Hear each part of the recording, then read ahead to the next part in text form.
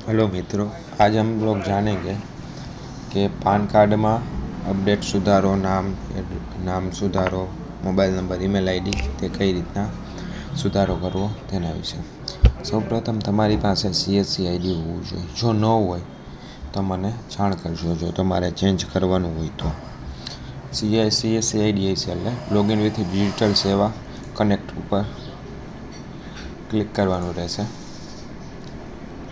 ત્યારબાદ તમારું CSC આઈડીથી login કરવાનું રહેશે।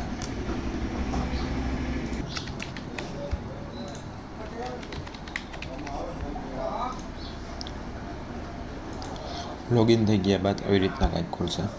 તેમાં જો તમારે નવી એપ્લિકેશન કરવાની હોય તો અહીંયા ન્યૂમાં જવાનું રહેશે અથવા ચેન્જ કરવાનું છે, જેમ કે નામ છે, ફોટો છે, મેલ આઈડી છે કે જન્મ તારીખ છે, તેનો આપણે ચેન્જ કરવાની છે અત્યારે, એટલે ચેન્જમાં જશે।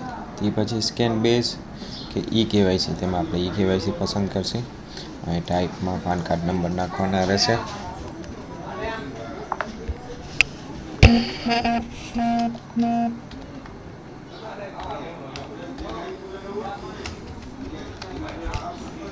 પાન કાર્ડ નંબર નાખી દીધા બાદ ઇન્ડિવિજ્યુઅલ, ફિઝિકલી પાન કાર્ડ અને પાન કાર્ડ બંને મળશે।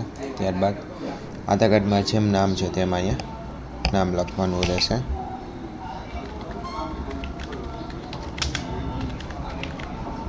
ત્યારબાદ આધાર કાર્ડમાં જેમ જન્મ તારીખ છે તેમ જન્મ તારીખ લખવાની રહેશે। ત્યારબાદ અરજદારનો મોબાઈલ નંબર એન્ટર કરવાનો રહેશે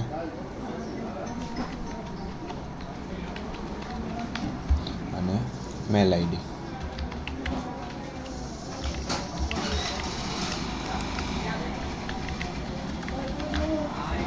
ત્યારબાદ સબમિટ આપી અને આગળની પ્રોસેસ આપણે કરીશું।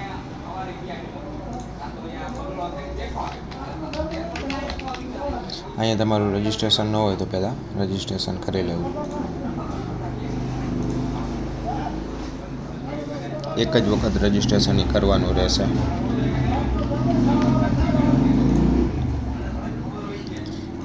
ત્યારબાદ અહીંયા આધાર નંબર એન્ટર કરવાનો રહેશે।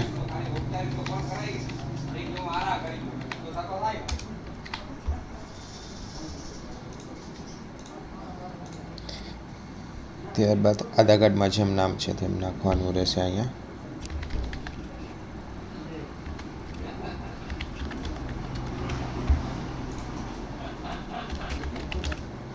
ટૂંકું નામ હોય તો આવી રીતના લખવું, લાંબુ નામ હોય તો અહીંયા અને લાસ્ટ નેમ જે હોય અહીંયા લખી નાખવાનું રહેશે।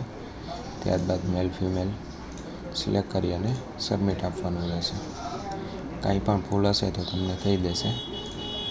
નેક્સ્ટ અહીંયા જેમ પાન કાર્ડમાં છે તેમ જ લખવાનું રહેશે।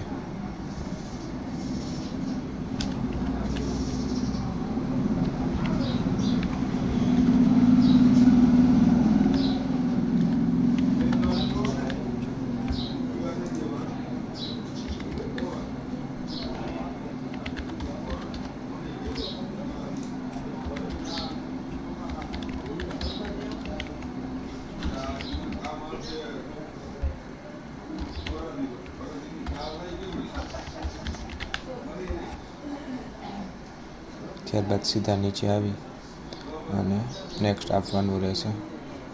ત્યારબાદ સીધું નેક્સ્ટ પ્લેસ તમે કઈ જગ્યાએથી આ બનાવો છો તે।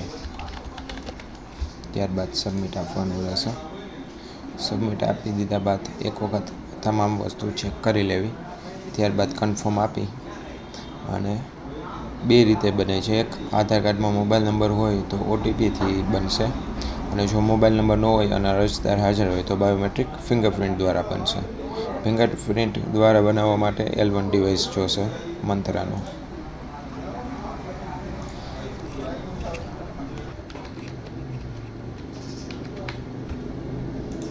ત્યારબાદ સબમિટ આપી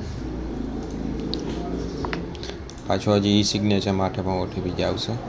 ત્યારબાદ અહીં ટિક કરી અને આધાર નંબર એન્ટર કરવાના રહેશે। આધાર નંબર અથવા VID નંબર બેમાંથી ગમે એના એક ઉપર પ્રોસેસ કરી શકો છો।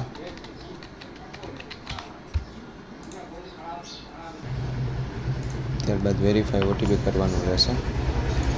ઓટીપી વેરીફાઈ થઈ ગયા બાદ પેમેન્ટ કરવાનું રહેશે, જે ઓનલાઈન CSCમાંથી કપાઈ જશે.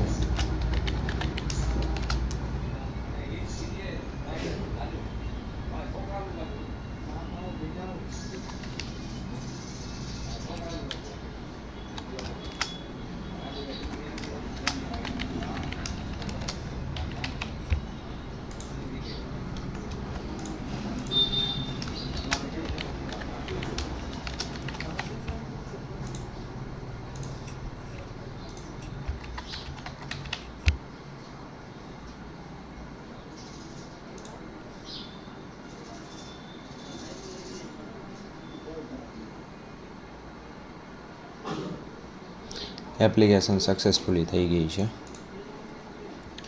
તમારે જો આવી રીતના નામ ચેન્જ કરવાનું કે પાન કાર્ડમાં હોય તો નીચે મારો નંબર આપેલો છે, વોટ્સએપ નંબર, તેમાં મને ડોક્યુમેન્ટ્સ સેન્ડ કરી આપવા.